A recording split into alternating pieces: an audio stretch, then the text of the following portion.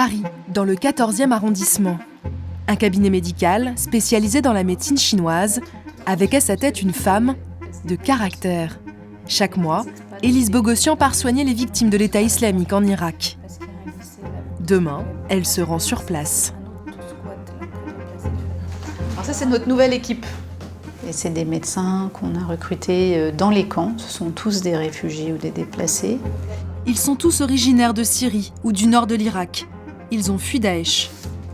Comme avant chaque départ, Élise prépare des valises de médicaments qu'on ne trouve pas là-bas et du matériel d'acupuncture, sa spécialité.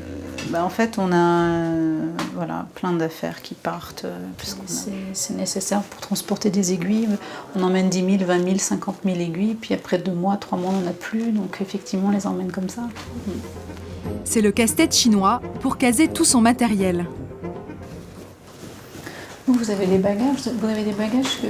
Vous pouvez en prendre combien de valises? Moi j'ai une valise qui n'est pas très remplie.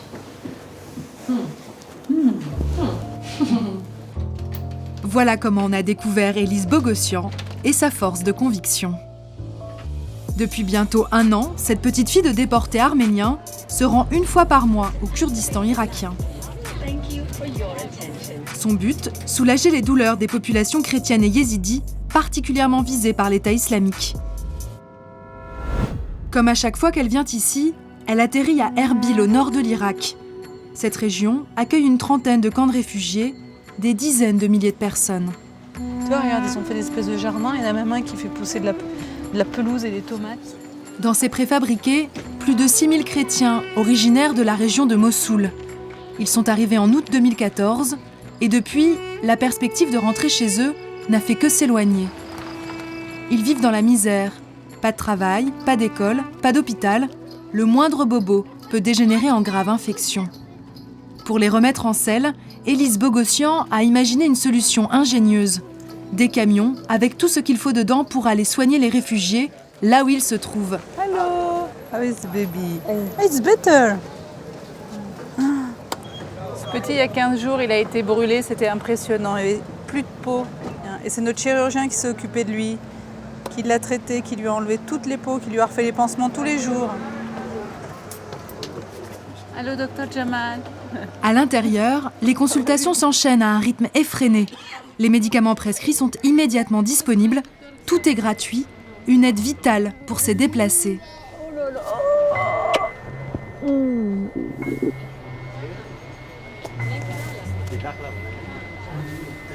Puis elle a perdu sa mère. Donc à chaque fois que je la voyais, elle était toute la journée avec nous pendant les consultations. La plupart de ces réfugiés souffrent de maladies aggravées par les traumatismes de la guerre et l'angoisse de l'exil. Pour les soulager, Élise pratique la médecine chinoise. Il y a 1 an, quand on était là, on ne trouvait même pas les médicaments. Et il y avait vraiment des problèmes de contrefaçon et d'accessibilité aux médicaments. Et vraiment, l'acupuncture, elle a été pratique parce que ça prend quelques boîtes qu'on transporte dans le sac à main. Et puis elle était efficace parce qu'il n'y avait pas d'effets secondaires et pas d'accoutumance. Et puis c'était efficace parce que c'était une alternative aux médicaments. À présent, ce sont les réfugiés eux-mêmes qui réclament les soins d'Élise. Are you okay? Yes. Okay.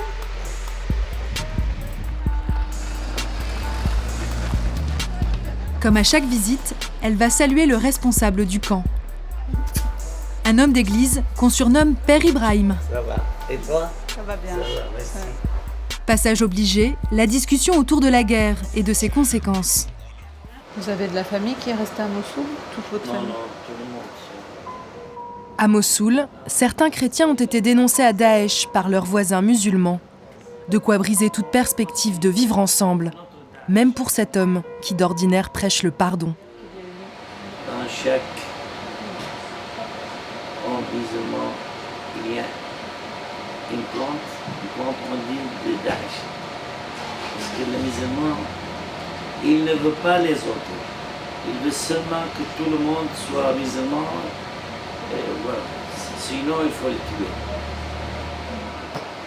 Je sais pas, c'est difficile de vivre avec les musulmans. Et vous ne croyez pas à ça. On essaye de croire qu'en mélangeant les cultures, en mélangeant les gens, on augmente la tolérance, le respect, des valeurs comme l'amour, la fraternité, la générosité, et que c'est important de mélanger les peuples entre eux et d'accueillir ceux qui sont en détresse. Et ça c'est bien, mais les musulmans ne peuvent pas les mélanger avec les autres. Donc pour vous, il n'y a pas d'espoir pour les chrétiens de vivre dans ce pays. Élise doit composer avec toute la désillusion, la haine et le racisme provoqués par le conflit. Sa mission continue à 4 heures de route d'Erbil, vers l'un des 28 camps de réfugiés dont elle s'occupe. En chemin, on se rapproche des positions de l'État islamique, juste derrière ces montagnes, à moins de 10 km. Puis à l'horizon, des immeubles en construction. Dans ces squelettes de béton, sans porte ni fenêtre, plusieurs milliers de yézidis. Un peuple que les soldats de Daesh cherchent à exterminer.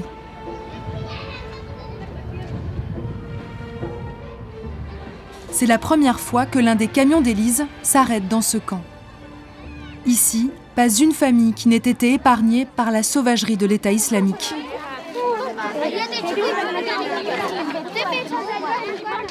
Dans leur région d'origine, les djihadistes ont exécuté les hommes, kidnappé les femmes pour les violer. Les quelques rescapés sont traumatisés.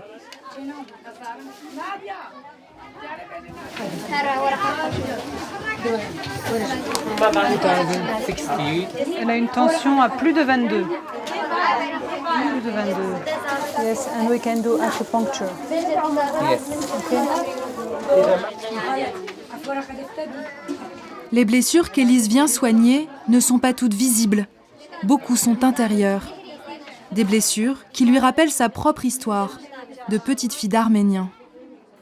Dans ma famille, mes parents, mon père a fui la guerre du Liban. Ses parents étaient des déportés au moment du massacre de 1915. Donc, évidemment, c'est une situation, celle qu'ils vivent me touche parce qu'on voit 100 ans après les mêmes histoires dramatiques qui se répètent. Ça ne me touche pas à chaque fois que je donne un soin, mais la démarche d'aller vers eux, oui, c'est une démarche très profonde.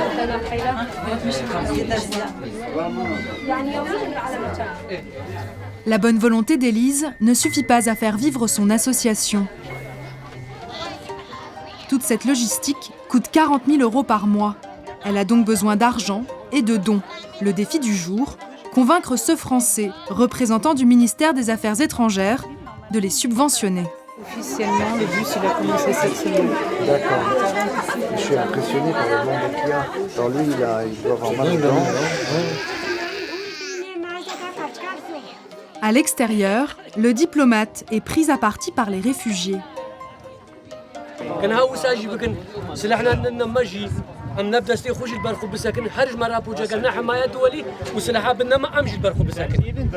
Le Français détourne la conversation. Okay. Even we French people, we experience atrocity during the Second War. Okay. Right. In Rwanda, in Africa, they experience atrocity. At one point, one day, people have to come back together and to live together.